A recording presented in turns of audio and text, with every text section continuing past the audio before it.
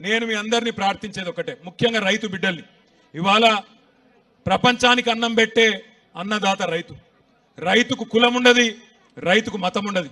వాళ్ళందరూ ఉంటారు, రెడ్డిలు ఉంటారు, కొమటోళ్ళు ఉంటారు, బాపనోళ్ళు ఉంటారు, ఎల్మోళ్ళు ఉంటారు, అందరూ బీసీలు ఉంటారు, ఎస్సీలు ఉంటారు, ఎస్టీలు ఉంటారు, మైనారిటీలు ఉంటారు, అన్ని వర్గాలలో రైతులు ఉంటారు. 70 లక్షల మంది రైతులను కేసీఆర్ గారు కడుపులో పెట్టుకొని 10 ఏళ్ళు చూసుకున్నాడు.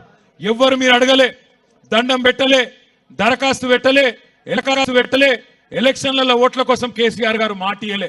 మాట ఇయ్యకపోయినా మీకు 1 కాదు 2 కాదు 12 కాలాలు 12 సీజన్లలో 1 2 కాదు 73,000 కోట్ల రూపాయలు రైతుల ఖాతాల్లో వేసిన మొట్టమొదటి ముఖ్యమంత్రి భారతదేశంలో రైతు బంధు మన నాయకుడు కేసీఆర్. ఒక రైతు చచ్చిపోతే ఆ రైతు కుటుంబం రోడ్డు మీద పడద్దు, ఆగం కావద్దు అని ఆలోచించి బువ్వ పెట్టే రైతు కుటుంబం ఆగం కావద్దని ఆలోచన చేసి రైతు చచ్చిపోతే మొట్టమొదటిసారి స్వతంత్ర భారతదేశంలో 5 లక్షల రైతు బీమా ప్రవేశపెట్టిన నాయకుడు కేసీఆర్. అదే విధంగా ఒక ఆడబిడ్డ లగ్గం చేసుకుంటే ఆ ఆడబిడ్డ లగ్గానికి మేనమామలు కూడా ఇవాళ రేపు సాయం చేస్తలేరు.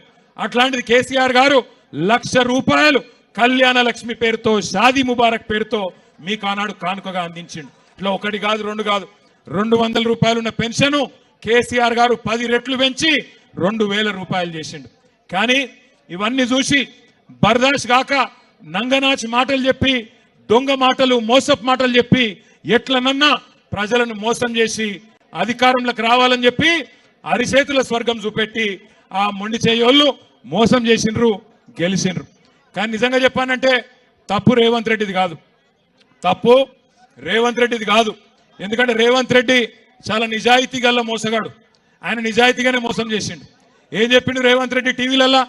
ప్రజలు మోసపోవాలని కోరుకుంటారు, చూసిరా మీరు లేదా? అది మోసపోవాలని కోరుకుంటారు ప్రజలు, మోసగాళ్ళని నమ్ముతారు, అందుకే మేము మోసం చేస్తూనే ఉంటాం అని చెప్పిండు.